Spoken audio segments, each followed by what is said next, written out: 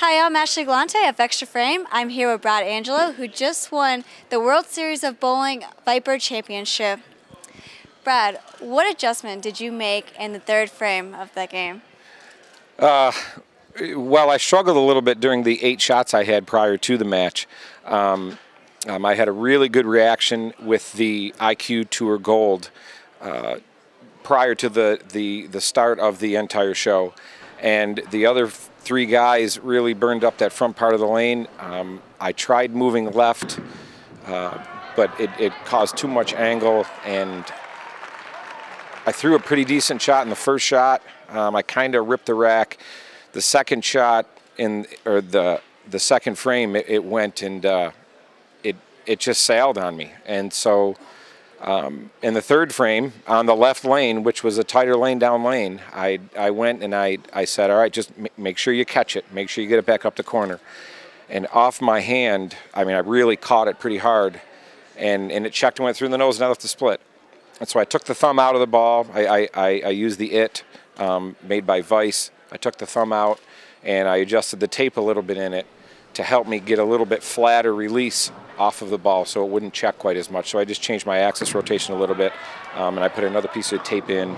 And then after that, my only thought was just make sure you drive it and catch it. Drive it, speed, and catch it all at the same time. So fortunately, things worked out.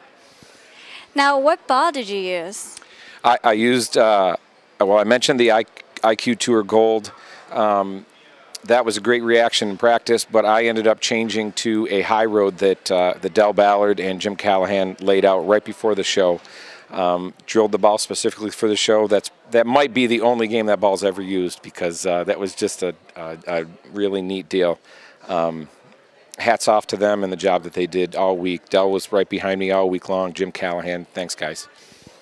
Now, you said that the left lane was playing a little bit tighter than the right lane. What adjustments did you make for that lane? Well, I don't know what it is, but I mean, it was tighter even last night when we came on and we practiced it. It was noticeably tighter. I don't know if it has to do with the installation.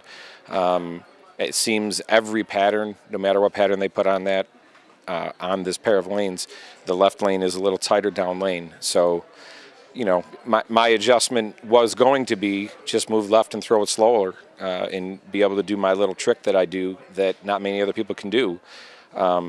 But when that didn't work right before the match, I chose to just, all right, let's just drive it and shove it, do what I've had to do the last couple of years, because that's the only option that I'm able to do. And, you know, again, fortunately for me, I feel for Mika. You know, he bowled a great match and probably deserved to win the match with the way that he finished the match. He left a 9-pin, I left a ring 10. I mean, I guess both of us deserved to win. It's too bad he had to be on the end of it. Now, this is your second title on a Viper pattern. Mm-hmm. Did you play them similar both years? I was able to do my little slow float both times that I won on this pattern. On the TV show in 2008 when I won on this pattern, it was a similar thing. I couldn't do the slow float. Rick Benoit, who is probably my best friend in the world, as well as the most knowledgeable man in the world of bowling. And the job that he has done with Bowl U throughout the world is fantastic. And he ran out to the truck, got a ball off my shelf, and I did the same thing with that ball that I ended up doing with this ball here in the final match here. So, yes, I played them both similar. I guess that was a long answer to a short question, wasn't it? I'm here with Del Ballard Jr., who is a Storm Tour rep.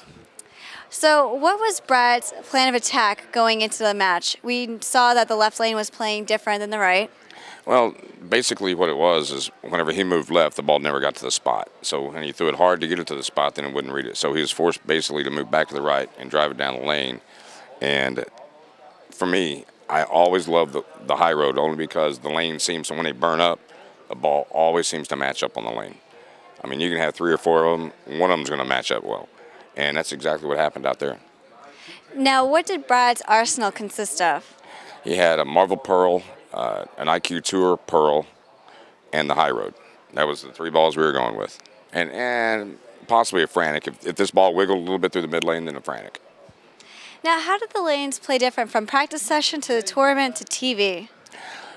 I thought the problem with practice session, this is what people don't understand, is like whenever he practiced the first 15 minutes of practice session before the TV show, we didn't care what his ball did because he's really at the mercy of what the other 3 guys do during the show. The lights are on it, how much surface they're using, how much rev rate. So we just really charted what Mika was doing because I thought he had the best look, and we tried to really kind of shape off of what Mika was doing. Well, thank you. I'm Ashley Galante of Extra Frame.